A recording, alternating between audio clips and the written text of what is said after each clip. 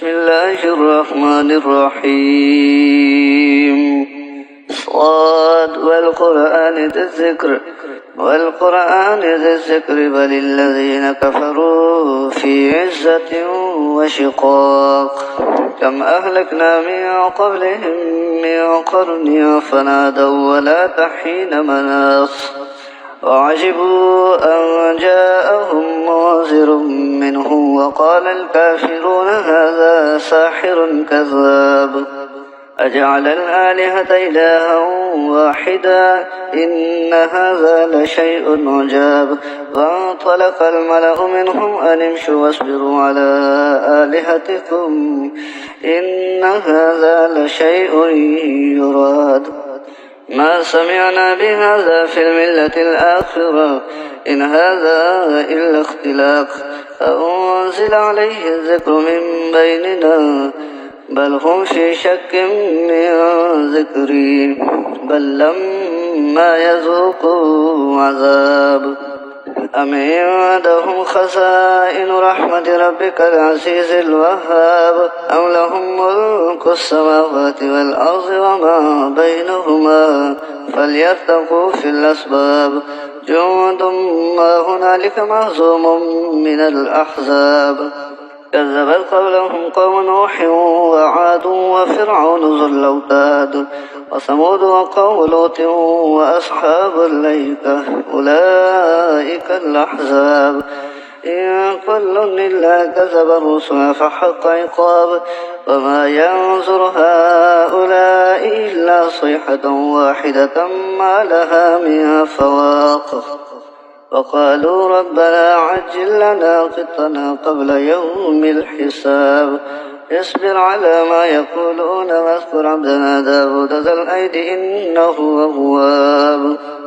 إنا سخرنا الجبال معه يسبح بالعشي والإشراق والطير محشورة كل له أواب وشددنا ملكه وآتيناه الحكمة وفصل الخطاب وهل أتاك نبأ الخصم إذ تصوروا المحراب إذ دخلوا على داود ففزع منهم قالوا لا تخف خصمان بغى بعضنا على بعض فاحكم بيننا بالحق ولا تشتت واهدنا إلى سواء الصراط إن هذا أخي له 99 ناجة ولي ناجة واحدة فقال أكفلنيها وعزني في الخطاب قال لقد ظلمك بسؤال نعجتك إلى نعاجه وإن كثيرا من الخلطاء ليبغي بعضهم على بعض إلا الذين آمنوا وعملوا الصالحات وقليل ما هم وظن داود أنما فتناه فاستغفر ربه وخر راكعا وأناب فغفرنا له ذلك وإن له عندنا لزلفى وحسن مآب يا داود إنا جعلناك خليفة في الأرض فاحكم بين الناس بالحق ولا تتبع الهوى فيضلك عن سبيل الله إن الذين يضلون عن سبيل الله لهم عذاب شديد بما نسوا يوم الحساب وما خلقنا السماء والأرض وما بينهما باطلا ذلك ظن الذين كفروا فويل للذين كفروا من النار أم نجعل الذين آمنوا وعملوا الصالحات كالمفسدين في الأرض أم نجعل المتقين كالفجار كتاب أنزلناه إليك مبارك ليدبروا آياته وليتذكر أولو الألباب ووهبنا لداود سليمان نعم العبد إنه أواب إذ عرض عليه بالعشي الصافنات الجياد فقال إني أحببت حب الخير عن ذكر ربي حتى توارت بالحجاب ردوها علي فطفق مسحا بالسوق والأعناق ولقد فتنا سليمان وألقينا على كرسيه جسدا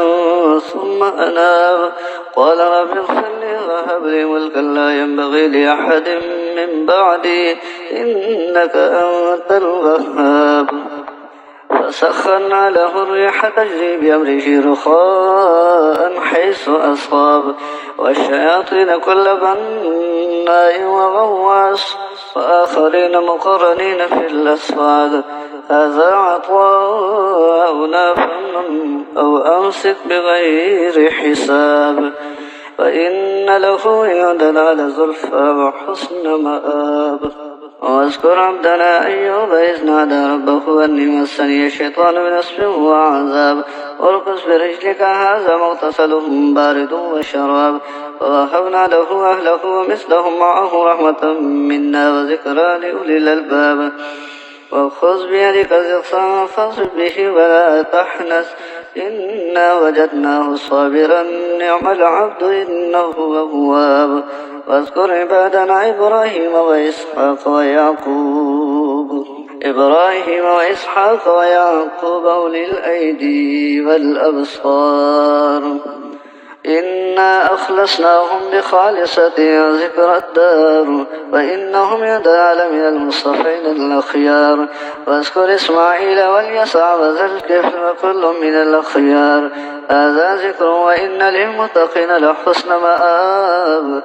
جنات عدن مفتحة لهم الأبواب متكئين فيها يدعون فيها بفاكهة كثيرة وشراب وعندهم قاصرات طرف أتراب هذا ما توعدون ليوم الحساب إن هذا لرزقنا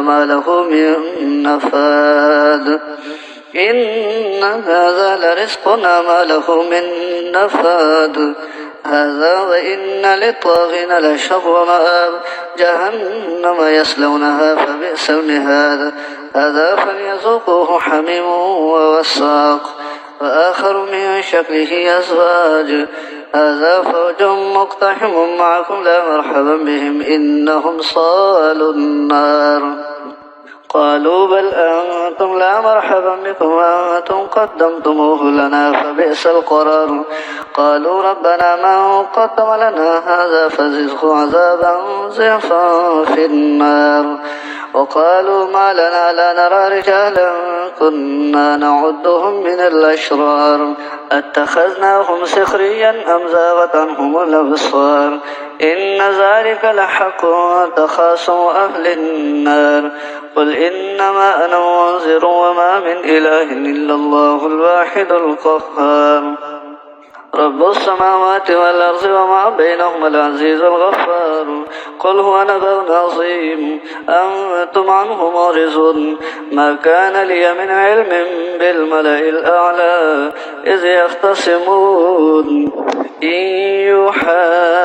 إلي إلا أنما أنا نذير مبين إذ قال ربك للملائكة إني خالق بشرا من طين فإذا سويته ونفخت فيه من روحي فقعوا له ساجدين فسجد الملائكة كلهم أجمعون إلا إبليس أبى وكان من الكافرين إلا إبليس استكبر وكان من الكافرين فسجد الملائكة كلهم أجمعون إلا إبليس استكبر وكان من الكافرين قال يا إبليس ما منعك أن تسجد لما خلقت بيدي استكبرت أم كنت من العالين قال أنا خير منه خلقتني من نار وخلقته من طين قال فاخرج منها فإنك رجيم وإن عليك لعنتي إلى يوم الدين قال رب فانظرني إلى يوم يبعثون قال فإنك من المنظرين إلى يوم الوقت المعلوم قال فبعزتك لأغوينهم أجمعين إلا عبادك منهم المخلصين قال فالحق والحق أقول لأملأن جهنم منك وممن تبعك منهم أجمعين قل ما أسألكم عليه من أجر وما أنا من المتكلفين إن هو إلا ذكر للعالمين ولتعلمن نبأه بعد حين